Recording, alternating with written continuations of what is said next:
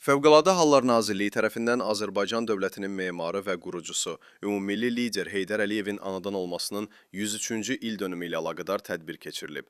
Nazirlikdən APAya verilən xəbərə görə tədbirdə Fövqəladə Hallar Nazirliyinin rəhbərliyi, Nazirliyin məsul vəzifəli əməkdaşları, Fövqəladə Hallar Nazirliyi Akademiyasının professor-müəllim heyəti və kursantları iştirak ediblər.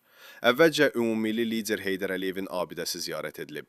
Tədbir Azərbaycan Respublikası dövlət himninin səsləndirilməsi ilə başlayıb. Sonra ümummilli liderin və şəhidlərin xatirəsi bir dəqiqəlik sükutla yad edilib.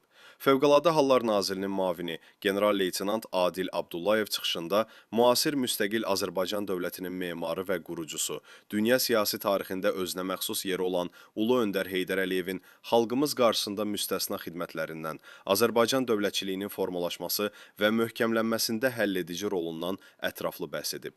Nazir müavini qeyd edib ki, 20-ci əsrin sonlarında Azərbaycan dövlətçiliyinin taleyinin həll olunduğu bir dövrdə ölkədə dərin siyasi böhran, xaos və anarxiyanın hökm sürdüyü şəraitdə xalqın təkidli tələbi ilə hakimiyyətə qayıdan ümummilli lider Heydər Əliyev xilaskarlıq missiyasını uğurla yerinə yetirərək ölkəmizi vətəndaş müharibəsi, parçalanmaq və müstəqilliyini itirmək təhlükəsindən qorudu və beləliklə Respublikamızın ictimai-siyasi, sosial-iqtisadi, elmi-mədəni həyatında və beynəlxalq əlaqələrində əsaslı dönüş yarandı.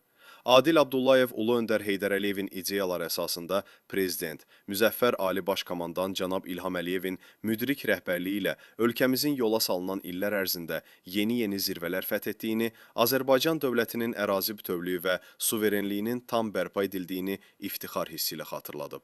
Azərbaycanın regionda yaratdığı yeni reallıqlar dövlətimizin daha da güclənməsinə, xalqımızın daha firavan yaşamasına xidmət edir.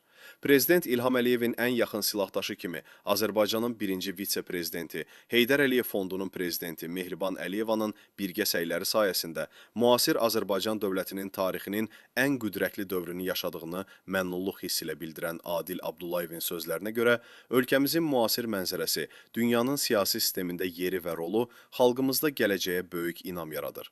Çıxışında müstəqil Azərbaycanın təhlükəsizlik sisteminin əsas istiqamətlərindən biri olan mülki müdafiə və fövqəladə hallarla mübarizə sahəsində ümummilli liderin atdığı ardıcıl və məqsədyönlü addımlardan danışan nazir müavini, Ulu Öndərin müəyyən etdiyi strateji kursu uğurla davam və inkişaf etdirən Prezident İlham Əliyevin uzaqgörən siyasəti sayəsində yaradılmış Fövqəladə Hallar Nazirliyi, dövlət başçısının diqqət və qayğısı ilə bugün istənilən fövqəladə hadisə ilə uğurla mübarizə aparmaq imkanına malik peşəkar dövlət orqanı kimi formalaşıb.